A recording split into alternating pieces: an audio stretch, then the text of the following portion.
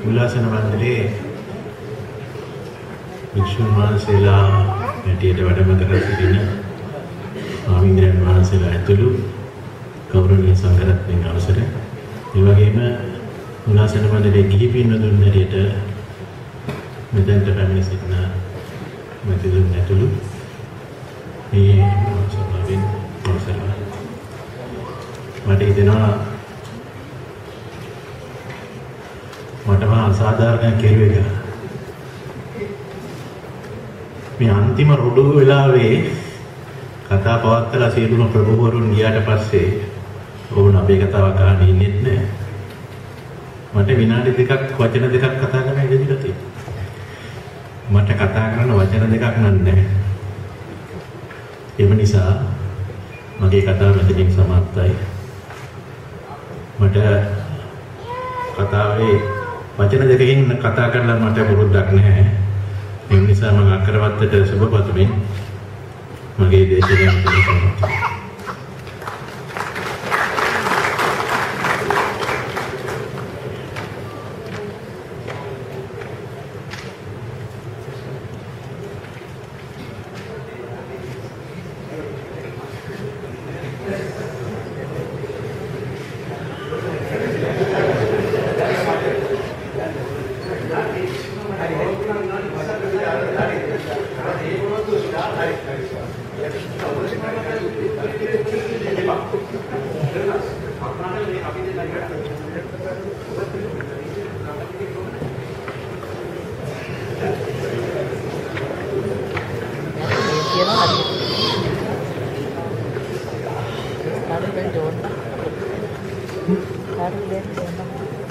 මට සුජිත් අක්කරවත්ත මහත්මයා කිව්ව දෙයක් මම මෙතන කියන්න ඕන.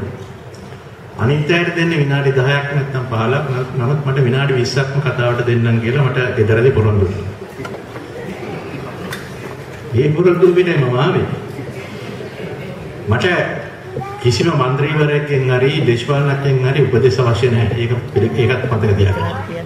මම යමක් කරන්නේ මට ඕන නිසා. මම ඒක හරි කියලා හිතනවා හරි කියලා හිතන දේ මම කරනවා එච්චරයි. දැන්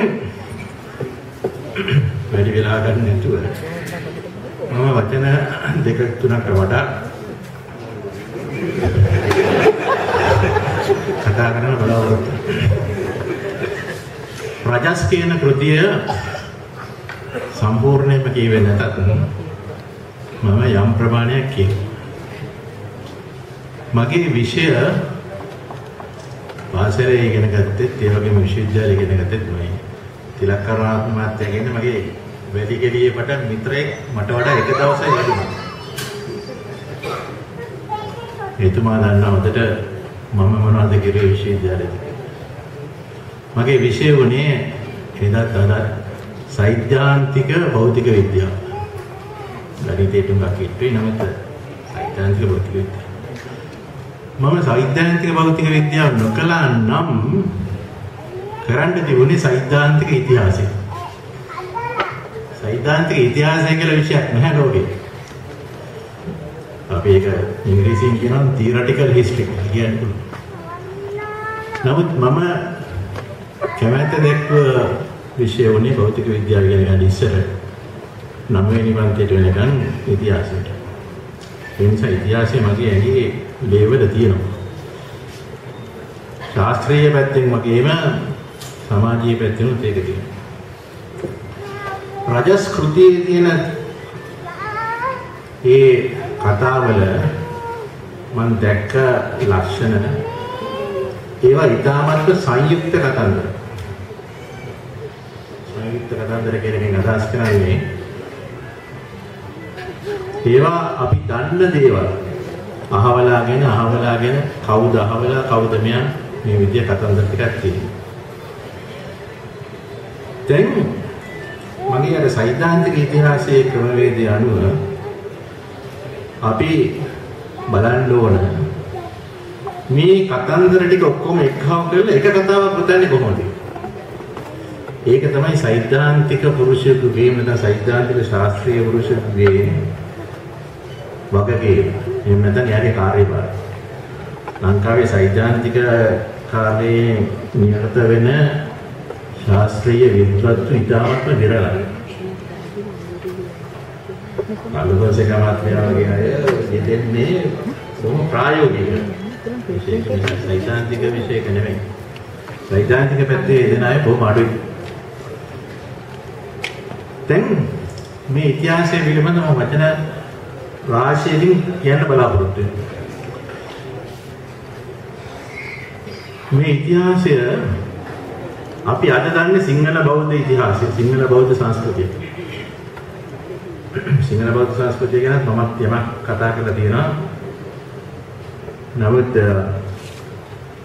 ආරම්භයක් වරපොරක් පොතේ නම් එහෙම කිසිම දෙයක් සඳහන් වෙලා නැහැ. මම එහෙම කතා කරලා තියෙනවද කියලා.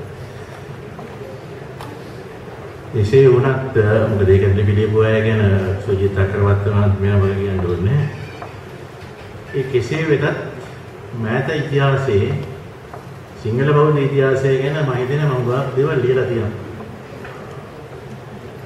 මෑතකදීත් මම ලියන්න පටන් ගත්තා. විශේෂයෙන්ම මට අර වරික පූර්ණිකාව කියලා පොතක් හම්බුණා. ඒ පොතෙන් පස්සේ මම ගොඩක් දේවල් ලියන්න පටන් ගත්තා. ඒ වගේම ඉතිහාසය පිළිබඳව මගේ අලුත් කතාවක් මම ලිව්වා. ඒක තාම ලියාගෙන යනවා. ඒකේ කෙටි සාරාංශයක් තමයි මම මේ වෙලාව ඉදිරිපත් කරන්න බලාපොරොත්තු වෙන්නේ ආවේ. ඒක මම දැන් ඉදිරිපත් කරන්නම් වචන කීපය දික් වෙලා තියෙන නිසා. අපේ රටේ ඉතිහාසය මම දන්නේ ශ්‍රීලංකාවේ මාත්ම ඉන්නවා. අවුරුදු 1 ලක්ෂ ගානකට එහාට යන්න පුළුවන්. ඒ වගේම මේ අප්‍රිකාවෙන් ඉවතට කියන එක බොහෝ බටහිර ජීව විද්‍යාඥයන්, මනෝවිද්‍යාඥයන්, මානව විද්‍යාඥයන් සහ නොයෙකුත් විද්‍යාඥයන් බොහොම කැමැත්තක් දක්වන මේ අප්‍රිකාවෙන් ඉවතට කියන මේ ඒක නම් මම පිළිගන්න එකක් නෙවෙයි කොහොමද. ඒකට මට සාධක අහවල් සාධකයි කියලා කියන්නේ මම ප්‍රායෝගික මිනිහෙක් නෙවෙයිනේ. ඒම ප්‍රායෝගික උදාහරණ මම ගාවේ මගේ ඉතිහාස කතාවේ තියෙනවා මානව ඉතිහාසයේ එක තැනක පටන් ගත්ත එකක් නෙවෙයි කියලා. ඒක ලෝකෙ මුගක් තැන්වල පටන් ගත්තා. මේ ඉතිහාසය එක තැනකින් පටන් ගන්නේ යුදෙව් ක්‍රිස්තියානි සංස්කෘතික ධාරාවේ කොටසක් හැටියට. ඒ ලෝකේ මැව්ව තැන ඉඳලා මේක විකාශය වුණා. මෙන්න මේක තැනකින් කියන විකාශය. යුදෙව් ක්‍රිස්තියානි සංස්කෘතියේ එක අරමුණක් ඒ වගේම ඒගොල්ලන් ඉෂ්ට කර ගැනීමට බලාපොරොත්තු වෙන එක අභිමතාර්ථය. ඒක සම්පූර්ණයෙන්ම සංස්කෘතික කටයුත්තක් බව බෝධනා දන්නේ නැහැ. අප්‍රිකාවේ නෙවෙයි මේ ලෝකේ හැමතැනම වගේ මේ මානව සංස්කෘතිය ඇති වෙන්නේ නැති. අපි දන්න මානව ඉතිහාසය පටන් ගන්නේ බෞද්ධයන් හැටියට අකඤ්ඤ සූත්‍රය අනුව නම් ආභාසර බ්‍රහ්ම ලෝකයේ ඉඳලා ආපු මේ බ්‍රහ්මයෝ හරි සත්වයෝ ඒ රස පොළව කාලා තමයි පටන් ගත්තා. ඒ රස පොළව ගන්න අප්‍රිකාවට ගියයි කියලා මම හිතන්නේ. උදත් ඇඟලට යන්න ඇති. ඒ කෙසේ වෙතත් ඒ දීර්ඝ කතාව මම ඉතලදී කතා කරන්න අදහස් කරන්නේ. මුල් වශයෙන් ගත්තොත් එහෙම මේ රටේ විජයට කලින් හෝ ක්‍රිස්තු පූර්ව 6 වෙනි සියවසේ හෝ 9 වෙනි සියවසේ කියන ධර්මගරවත්න කියන විදිහට මේ රටේ යම් කිසි සංස්කෘතික වෙනසක් වෙලා තියෙන බව පැහැදිලි. මේ වෙනස එහෙම නැත්නම් මේ යම් කිසි පිරිසක් මේ රටට ඇවිල්ලා තියෙනවා. ඊට ඉස්සෙල්ලා මේ රටේ හිටියේ කවුද? ඊට ඉස්සෙල්ලා මේ රටේ හිටපු මිනිස්සු අපි කියනවා යක්ෂ ගෝත්‍රිකයෝ කියලා සමානයි. අර වරික පූර්ණිකාවේ තියෙන විදියට නම් යබු කවුරාන කියන ගෝත්‍රය තමයි යක්ෂ ගෝත්‍රයනේ හඳුන්වන්නේ. දැන් ඔවුන් කතා කරපු භාෂාව ඒ පිළිබඳව යම් කිසි අදහසක් අපිට ගන්න පුළුවන් මේ වරික පූර්ණිකාවේ භාෂාවෙන්. සහ මම හිතනවා ඔවුන් තමයි අර පැරණි නැත්නම් ප්‍රාග්ඥ අක්ෂර කියලා අපිට කියන්න පුළුවන් මේ අක්ෂර ලිව්වේ ඕන්නේ. දැන් මේ අය බෞද්ධයන් වුණා බුදුහාමුදුරගේ කාලේ. බුදුහාමුදුරුවෝ මේ රටේ වැඩම කළා. ඕන් බෞද්ධයන් කියලා. ඒ වගේම වරික පූර්ණිකාව අනුව නම් මේක වැදගත් දෙයක්. වරික පූර්ණිකාව අනුව යශෝදරා රහතන් වහන්සේ මේ රටේ වැඩම කළා. දැන් ඊට පස්සේ කාලෙක තමයි මහින්දාගමනේ සිද්ධ වුණේ. මම කියන්නේ මෙච්චරයි. මහින්දාගමනය මේ රටේ යම්කිසි සංස්කෘතික තවත් කවුලක් විවර කරපු සංස්ථාවක් හැටියට අපිට හඳුන්වනවා. ඒ සංස්කෘතික කවුළුවේ තිබුණේ මේ රටට එක්තරා ආකාරයක බුද්ධ ආගමක් ගෙනීම පිළිබඳව කතන්දරය.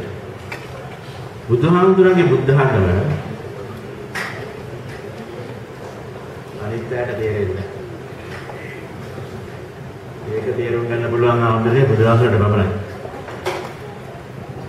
අනිත් අපි සියලු දෙනාම තේරුම් ගන්නේ අපිට සාපේක්ෂව බුද්ධ ආගම. ඒ අනුව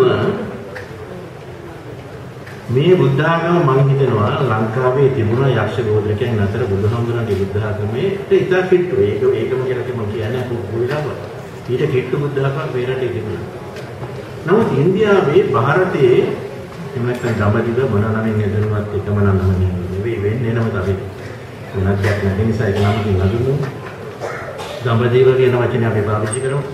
දඹදිව ගත්තොත් එහෙම දඹදිව සංස්කෘතිය වෙනස් වෙන්න පටන් ගත්තා ඔය වෛදිකයන් ආවට පස්සේ. මෙතන සමහර ආර්යයන් හිට හඳුන්වනවා. ආර්යයන් ආවට පස්සේ මේක වෙනස් වෙන්න පටන් ගත්තා. ඒ වෙනස් වුණාට පස්සේ තමයි සිද්ධාර්ථ කුමාරයා උපන්නේ. සිද්ධාර්ථ කුමාරයා නැවතත් මම දකින්නේ අර පැරණි සංස්කෘතියට ලෝකෝත්තර වශයෙන් නෙවෙයි. ලෞකික වශයෙන් ගත්තොත් එහෙම පැරණි සංස්කෘතියට ආපහු යන්න ගිය උත්තරයක් හැටියට. ඒ වගේම තමයි මහාවීර. මහාවීර කියන ඒ දැනත්තත් ඒ විදිහටම තමයි කටයුතු කරන්නේ. නමුත් මේ බුදුහාමුදුරන්ගේ බුද්ධ ආගම එක එක අය තේරුම් ගත්ත එක එක විදිහට විශේෂයෙන්ම සංස්කෘත භාෂාව හදාරලා ඉතිහාසය මේ බුද්ධ ආගම ඉගෙන ගත්තා අය. ඒ වගේම වෛදිකයන්ගෙන් ආපු ඒ අය ඒක විඥානවාදී ආගමක් බවට පත් කරනවා. ඔය අතර තවත් කොටසක් විශේෂයෙන්ම මොග්ගලී බුදු දිසාහඳුරගේ කාලේ අශෝක රජුගේ කාලේ මේ හාමුදුරුවෝ සහ මේ අනිත් අය මේක භෞතිකවාදී බුද්ධ ආගමක් බවට පත් කරා. අපිට ලැබුණේ භෞතිකවාදී බුද්ධ ආගමක්. මම ඒක විස්තර කරන්න යන්නේ නැහැ. මගේ ලිපිවල කොයි වෙලාවකරි ඔය කියවේ. භෞතිකවාදී බුද්ධ ආගමක් තමයි අපිට ලැබුණේ. විඥානවාදී බුද්ධ ආගමක් තමයි උතුරු බුද්ධ ආගම. නැත්නම් මහායානය කියලා. දැන් මේ භෞතිකවාදී බුද්ධ ආගම දැන් මම මේව කියනකොට මම දන්නවා බොහෝ දෙනා මාත් එක්ක එකග වෙන්නේ නැහැ කියලා. එකග වෙන්නේම කියන නෙවෙයි මම මෙතෙන් තාවේ. ඒක ඕන දේවල් කියනත් නේ මට ඕන දේවල් කියන්නේ. දැන් මේ භෞතිකවාදී බුද්ධ ආගමේ යථාර්ථයක් තියෙනවා. ඉන්න මේක තමයි ප්‍රශ්නේ. යථාර්ථයක් තියෙනවා. ඔය යථාර්ථය ගැන ආචාර්ය කරුණාදාස බොහොම තදින් කතා කරන එක්කෙනෙක්. ඒක මම නම් ප්‍රතික්ෂේප කරනවා. මේ සංස්කෘතියත් එක්ක විජයකින් සංකේත වෙන සංස්කෘතියත් එක්ක මේ රටේ මහා තදබල ගැටුමක් ඇති වුණා. යක්ෂ ගෝත්‍රිකයන් නැත්නම් යව් පෞරාණයන් සහ මේ පැමිණි වෛදිකයන් නැත්නම් අර්ධ වෛදිකයන් කියලා මම උට කියන අර්ධ වෛදිකයන් අතර මේ සංස්කෘතිය දෙක අතර ගැටුම්. එකක් යක්ෂ ගෝත්‍රිකයන්ගේ බෞද්ධ සංස්කෘතිය බෞද්ධ. අනිත් එක මේ පැමිණි ආර්යයන් හැටියට නැත්නම් වෛදිකයන් හැටියට පැමිණි අයගේ මේ බෞද්ධ සංස්කෘතිය. මේ දෙක අතර ගැටුමක් තිබුණා. මේ ගැටුම තමයි මහාවිහාරය සහ අභයගිරිය විසින් පෙන්වුම් කරේ. මහාවිහාරය කියන්නේ තේරවාදී බුද්ධ ආගමේ ප්‍රමුඛ ස්ථානය. අභයගිරිය කියන්නේ තේරවාදී බුද්ධ ආගමේ ප්‍රමුඛ ස්ථානය නෙවෙයි. නමුත් ඒක මහායාන බුද්ධ ආගමේ ප්‍රමුඛ ස්ථානයකුත් නෙවෙයි. මේකයි වැදගත් වෙන්නේ. අභයගිරිය ඕනම කෙනෙකුට විවෘත මධ්‍යස්ථානය. දැන් මේ දෙක අතර ගැටුම දිගින් දිගට යනවා. ගියයන් අතරම වගේම භික්ෂුන් වහන්සේලා අතර. මේ ගැටුම අවුරුදු 10 ගණන් තිබුණා ලංකාවේ. විටින් විට මහාවිහාරය කියන්නේ එහෙම නැත්නම් මහාවිහාරයට පක්ෂපාතී වූ රජවරුන් බලයට පත් වුණා. තවත් පිටක අභයගිරියට පක්ෂපාතී වූ රජවරුන් බලයට පත් වුණා. මේක කොයිතරම් කාල ගියාද කියනවා නම් අර කලින් සඳහන් වුණා නිසංග මල්ල රජුරෝ ගැන. නිසංග මල්ල රජුරෝ පොළොන්නරුවේ සෙල්ලිපියක ලියලා තියෙනවා. මේ රටේ රජකම ගෝවි වංශයට අයත් නොවිය යුතුයි කියලා. මේ ගෝවි වංශය කියලා කියන්නේ මේ දැන් ඉන්න ගොවිගමනට නෙමෙයි. ඒක නෙමෙයි. මේ ගෝවි වංශයෙන් මම නම් දකින්නේ යක්ෂ ගෝත්‍රිකයන්. යක්ෂ ගෝත්‍රිකයන්ට රජකම අයිති නොවිය යුතු කියන එක තමයි නිශ්ශංක මල්ල රජුගේ. ඊට පස්සේ දඹදෙණි යුගයේ උම්මංග ජාතකය කියලා පොතක් ලියුවා. මේ උම්මංග ජාතකයේ තියෙන දෙයක් තමයි ප්‍රධාන දෙයක් තමයි ගොවියාපුත් මහෞෂධ. ගොවියාපුත් මහෞෂධ අර බ්‍රාහ්මණයන්ගේ හොම්බ බිම අතුල්ලනවා. හොම්බ බිම අතුල්ලන මේ බෝසත් වික්ෂුණ බෝසත්තුමා ඊළඟට වැරද්දක් මම නම් දකින්නේ නැහැ. මා විතරකම අපේ රටේ දැන් ඉන්න පන්තියන්ගේ හොම්බ බිම අතුල්ලනවා. මට අවුච්චක ඒක නිසා ඔබ දෙනේ මාත් එක්ක වාද කරන්න එන්නේ නැහැ. හොම්බ බිම අතුල්ල ගන්න වෙයි කියලා. දැන් මේ ගැටුම ලංකා ඉතිහාසයේ දිගින් දිගටම පවතින බවට පේනවා. දඹදෙණි යුගයේ දක්වාම මේක තිබිලා තියෙනවා. නැත්තම් උම්මක ජාතික වගේ පොතක් ලියවෙන්නේ නැහැ කවදාවත්. ඒක අද නැහැ. මේ රටේ ඉතිහාසය දැක්කහම අපිට පේන කාරණයක් තියෙනවා. මේ රටේ හැමදාම ඉතිහාසයේ තිබුණේ ස්වදේශිකයන්. හරි ජාති හිතයිශීලීන්, හරි දේශප්‍රේමීන්, හරි මොන නමකින් හඳුන්වන්නත් මට ගමන් නැහැ. ජාතිකවාදීන් කියලා කියමු. දැන් අපි පාවිච්චි කරන වචනේ. මේ වචන සමහර දේවල් මුලින්ම පාවිච්චි කරන්නේ මම. ඒවා ගැන සඳහනක් නැතිවීම ගැන මට පොඩි කනගාටුවක් තියෙනවා. මේ ජාතිකවාදීන් හැටියට අපි හඳුන්වන පිරිස සහ මේ පිටරටින් පැමිණි අයගේ විදේශිකයන්ගේ සහ විදේශිකයන්ගේ ගැත්තන්. විදේශිකයන් ආව විදේශිකයන් ගැත්තොත් මේ රටේ හැමදාම හිටියා. අද විතර නෙවෙයි. ඒ විදේශිකයන් සහ විදේශිකයන්ගේ ගැත්තන් එක පැත්තක අනිත් පැත්තෙන් මේ දේශප්‍රේමීන්, ජාතිහිතයිශීන්, ජාතිකවාදීන් කියන පිරිස අතර ගැටුම අඩුම තරමින් විජයගේ කාලේ ඉඳලා තියෙනවා. ඒක අදත් තියෙනවා. මේ ඉතිහාසය කියලා කියන්නේ වර්තමානයේම තමයි. ආයි වෙනත් දෙයක් නැහැ. ඉතිහාසය ලියවෙන්නේ වර්තමානයේදී. අපි ක්‍රිස්තු පූර්ව 6 වෙනි සියවසට කියලා ඉතිහාසය කියන්නේ 21 වෙනි සියවසේ ඉඳගෙන. ක්‍රිස්තු පූර්ව 6 වෙනි සියවසේ ඉතිහාසයත් ලියන්නේ 21 වෙනි සියවසේ. ඉතිහාසය හැමතිස්සෙම වර්තමානයේ ලියවෙන්නක් මිසක් ඉතිහාසයේ ලියවෙන්නක් නෙමෙයි. මේ ඉතිහාසය අපි දකින දේ තමයි මේ දේශප්‍රේමීන් සහ එහෙම නැත්නම් ජාතිකවාදීන් කියලා අපි අද කියමු සහ විදේශිකයන් සහ ඔවුන්ගේ ගැත්තන් අතර තියෙන සටන. මේ සටන අදත් තියෙනවා. මේ සටනේ තමයි අපි අදත් ඉන්නේ. ඒ සටනේ පියවර කීපයක් අපි පහු කරලා තියෙනවා. මේ දෙමළ ජාතිවාදය කියලා කියන්නේ මොකක්ද කියන එක සුජිත් අක්‍රවත්ත මහත්තයා ලියන්නේ ඉස්සෙල්ලා ප්‍රභාකරන් ඔහුගේ සීයලා බාප්පලා මස්සිනාලා කියලා පොතක් ලියවුණා. ඒ පොතේ සඳහන් වෙනවා මේ ඉතිහාසෙට. මේකේ පිටිපස්සේ ඉන්නේ එංගලන්තයේ කියන එක ඉතා පැහැදිලිව දක්වලා තියෙනවා. අදත් මම කියනවා එංගලන්තයේ තමයි මේ ප්‍රශ්නේ පිටිපස්සේ ඉන්නේ. ඇමරිකාව, නෝර්වේ සහ අනිකුත් රටවල් ඒක සහාය දෙන රටවල් තමයි. එතකොට මේ දෙමළ ජාතිවාදය කියලා කියන්නේ නැත්නම් මේ රටේ දෙමළ නායකයෝ දෙමළ ජාතිවාදීන් කියන්නේ ඉංග්‍රීසීන්ගේ ගැට්ටෝ ටිකක්. ඉංග්‍රීසීන් අධිරාජ්‍යවාදීන් යටත්විජිතවාදීන් ගැත්තන් හැට තමයි උන් ක්‍රියාට. හැබැයි යටත්විජිතවාදීන්ගේ ගැත්තන් ඉන්නේ දෙමළ ජාතිවාදී විතර නෙමෙයි. සිංහල පක්ෂවලත් ඉන්නවා. සිංහල පක්ෂ නෙමෙයි, ඒවා සිංහල පක්ෂ කියලා කියන එක නෑ. නමුත් මේ පැත්තේ ක්‍රියාත්මක වෙන පක්ෂවලත් මේ ගැත්තෝ ඉන්නවා. අද මේ රටේ ජාතිකත්වය මුළුමනින්ම ක්‍රියාත්මක වෙන්නවම කියන්නේ නැහැ. අපිට පුළුවන්කම තිබුණා දෙමළ ත්‍රස්තවාදයේ පරාජය කරන්න. නමුත් දෙමළ ජාතිවාදයේ තාම පැහැදිලා නැහැ. ඒකට හේතුව එංගලන්තය සහ ඇමරිකාව ඔවුන්ගේ රටවල ඉන්න විසිරුණු දෙමළ ජනයා පාවිච්චි කරමින් මේ රටේ තාමත් දෙමළ ජාතිවාදී මත ගෙනියන නිසා. දැන් මෙන්න මේක තමයි අද දවසේ මේ ඉතිහාසයේ අවුරුදු 2500කට වැඩි 2500කට වැඩි ඉතිහාසයේ අද දවසේ මේ ගැටුම සිද්ධ වෙන්නේ මෙන්න මේ සාධිස්ථාන. ඒක තමයි වේදිකාව. මොකද්ද? එංගලන්තය සහ ඇමරිකාව එක පැත්තක ඉඳගෙන දෙමළ ජාතිවාදය පාවිච්චි කරනවා.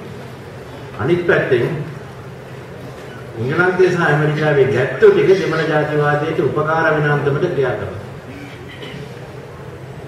අනිත් පැත්තේ ඉන්න ජාතිකවාදී දේශප්‍රේමී ජාතිහිතයිෂීන් එංගලන්තයට සහ ඇමරිකාවට මේ ප්‍රශ්නේදී අඩුතරමින් විරුද්ධ වෙනවා. මාක්ස්වාදීන් මේ ඇමරිකාවට විරුද්ධ වෙන විදිය වැඩක් නැහැ. ඕන විරුද්ධ වෙන්නේ අර මාක්ස්ගේ පොතානවනේ. ඒ පොතාන විරුද්ධ වුණාම අන්තිමට කියලා කෙරවර වෙන්නේ ඇමරිකාවේ. ඒ පොතෙන් වැඩක් නැහැ. නමුත් මේ රටේ ජාතිකත්වයේ උඩ ඉඳගෙන මේ යටත් විජිතවාදයට විරුද්ධ වෙන කොටසක් ඉන්නවා. ඒ කොටසට සියල්ල සම්පූර්ණ කරගෙන නැහැ තාම. සංවර්ධනය පිළිබඳව ඇත්තටම එහෙම ප්‍රවාදයක් නැහැ. මොකද්ද කරන්නේ? කොයි විදිහට සංවර්ධනය කරන්නේ? මේ පිළිබඳව කතිකාවතක් තාම හරියටම මේ රටේ ගොඩ නැගිලා නැහැ. ඒක තව අවුරුදු කීපයක් කර ගොඩ නැගෙයි කියලා මට හිතෙනවා. නමුත් පහුගිය අවුරුදු 25ක් විතර කාලය තුළ ප්‍රධාන වශයෙන්ම අපේ කාලේ ගෙවුනේ මේ දෙමළ ත්‍රස්තවාදයට සහ ජාතිවාදයට විරුද්ධව මතවාද ගොඩනැගීමට. දැන් මට කියන්න තියෙන කාරණා බොහොමයක් කිව්වා. අවසාන වශයෙන් මට කියන්න තියෙන මෙච්චරයි. මේ ඉතිහාසයේ මොකද්ද? ජාතිකවාදීන් සහ විදේශීකයන් සහ විදේශීකයන්ගේ ගැට්ටන් අතර පවතිනා වූ සටන. එක එක මූණුවරින් අවුරුදු 2500කට වැඩි කාලයක් තිස්සේ අපි කතා කරලා තියෙනවා.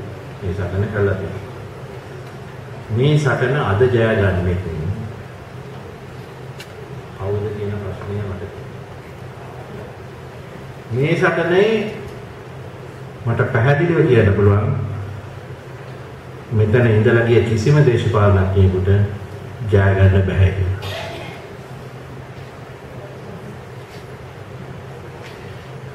ඒක මම කියන්නේ සාධක ඇතුව. ඕනනම් අපි විනාඩි දෙක තුනකින් නම් ඒක කරන්න බෑ. නමුත් ඕනනම් පස්සේ අපි වෙන තැනකට ගිහිල්ලා මේ සාකච්ඡාව දිගින් දිගටම කරගෙන යමු. ශ්‍රී ලංකා නිදහස් පක්ෂයේ ජාතිකත්වයේ පිළිබඳව මගේ මතභේදය තියෙනවා. ඔවුන්ට සංවර්ධනය පිළිබඳව ජාතික මතවාදයක් නැහැ. ඒක කාටවත් නෑ දරාටේ. බටහිර සංවර්ධන ආකෘති ඉතාමත් ප්‍රබලව තියෙද්දී ඒක තාමත් කඩා වැටෙන බව අපි දැනගත්තොත් කඩා වැටෙන බව පේන්නේ නැති නිසා අපි තාමත් ඇමරිකාවට යනවා නම් අධ්‍යාපනය සඳහා වෙනත් දේවල් සඳහා ඇමරිකන් ආකෘති අපේ මූණ ඉස්සරහා තියෙන තාක්කල් අපිට අමාරුයි ජාතික වූ සංවර්ධන ආකෘතියක් අපේ මිනිස්සුන්ට හේතු ගන්න. නමුත් දෙමළ ජාතිවාදයේ පරද්දන්න ඕන කියන එක ඒක වෙනම ප්‍රශ්නයක්.